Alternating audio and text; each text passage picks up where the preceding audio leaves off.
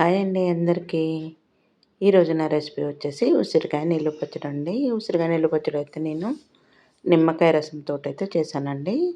చింతపండుతో కూడా చేయొచ్చు. చింతపండుతో చేసింది నా ఛానల్లో ఉంది. అది కూడా కావాలంటే ఒకసారి చూడండి. ఇవాళ అయితే నిమ్మకాయతో అయితే చేస్తున్నాను ఉసిరికాయ నిల్వ పచ్చడి అండి. ఉసిరికాయలు అయితే 1 కేజీ తీసుకున్నాను. తీసుకొని శుభ్రంగా కడిగి ఆరబెట్టేశాను. ఆరబెట్టేసి కేజీ ఉసిరికాయలకి 750 గ్రాములు నూనె అయితే వేసాను. పల్లి నూనె అండి.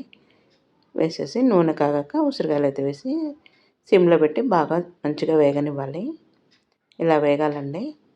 ఉసిరికాయ తుంచితే ఇలాగా విడిపోయేటట్టుగా ఉండాలి. అలా వేయించేసుకోవాలి.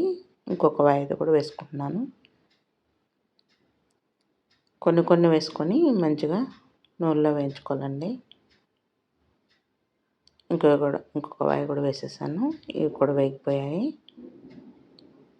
ఉసిరికాయలు అయితే బౌల్ తోటి 4 బౌల్స్ అయ్యాయండి.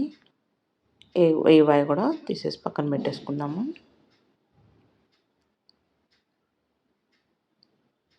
ఇప్పుడు అయితే ఈ ఉసిరికాయ పచ్చడి కోసం 6 నిమ్మకాయలు అయితే తీసుకున్నాను పెద్దవి.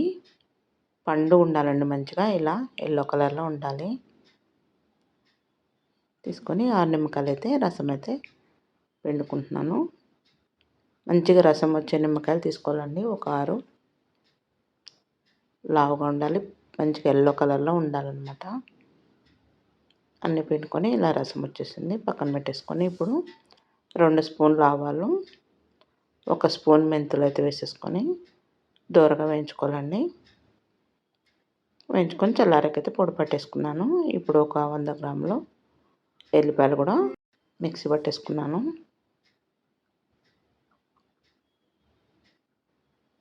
ఇప్పుడైతే తాలింపు అయితే వేసుకుందాము.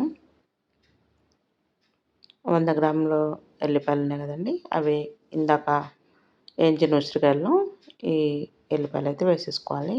కొంచెం పసుపు కూడా వేసుకొని ఆవాలు అంతే వేసుకొని ఈ ఎల్లిపాయలు అయితే బాగా బ్రౌన్ కలర్లో వచ్చేంత వరకు అయితే వేయించుకోవాలి సిమ్లో పెట్టుకొని.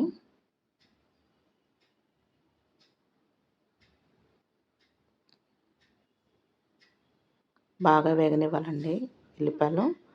ఈ ఎల్లిపాయలు వేగడంతో పచ్చడి చాలా టేస్టీగా ఉంటుంది. కలుపుకుంటూ దగ్గరుండి వేయించుకోవాలి. వేగిపోయాయండి. మంచి కలర్ వచ్చింది కదా ఎల్లిపాయలు. ఇప్పుడు కొన్ని పొట్టి తీసుకున్న ఎల్లిపాయలు కూడా వేసేసి స్టవ్ అయితే ఆఫ్ చేసేసాను. ఇది చల్లారాక మనం ఉసిరికాయలు కలుపుకోవాలి. ఇప్పుడు నిమ్మకాయలు అయితే రసం పిండుకున్నాం కదండి, ఈ నిమ్మకాయలను కూడా కొంచెం అయితే స్టవ్ మీద పెట్టేసి కొంచెం ఒక పొంగు రానివ్వాలండి. పొంగు రానిచ్చి అవి కూడా నిమ్మరసం కూడా చల్లారాలి. ఇప్పుడు ఉసిరికాయలు చల్లారిపోయాయి కదా, సగం కప్పు కారం తక్కువ ఉన్న 3 మ్యాంగోస్ కారం తీసుకున్నాను. తర్వాత ఇంకో సగం కారం తీసుకొని ఇందాక 4 కప్పులు ఉసిరికాయలు వేయకండి, 1 కప్పు అయితే కారం వేసుకున్నాను. 1/2 కప్పు ఉప్పు అయితే వేస్తున్నాను. చూసి తక్కువైతే వేసుకోవచ్చు. ఇందాక మనం 2 స్పూన్లు ఆవాలు, 1 స్పూన్ మెంతులు వేయించి పొడి చేసుకున్నాం కదా, అది కూడా వేసేసి ఇప్పుడు మొత్తం కలుపుకోవాలి. ఒకసారి కలుపుకొని తాలింపు చల్లారిన తర్వాత దీంట్లో ఉసిరికాయలు కలుపుకోవడమే. మొత్తం ఒకసారి నూనె మొత్తం కారం ఉసిరికాయలు మొత్తం కలిసిలా కలుపుకోవాలి.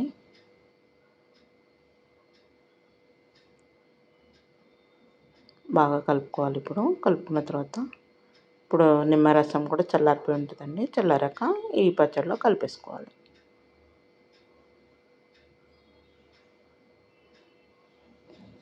కలిపేసుకొని ఇందాక కారం నిండుగా వేయలే కదండి, కొంచెం తక్కువ వేసాను. ఇప్పుడు ఆ కారం అయితే ఇంకొక 4 స్పూన్లు అయితే వేసాను. మనకి సూప్ ఎక్కువ వద్దు, మనకి ముక్కలు ఉంటే చాలంటే ఇందాక హాఫ్ తలగీసైనా వేసుకోవచ్చు. కొంచెం సూప్ కావాలని చెప్పేసి నేనైతే వేసాను. ఇంకా రెడీ అయిపోయిందండి పచ్చడి. చాలా టేస్టీగా ఉంది.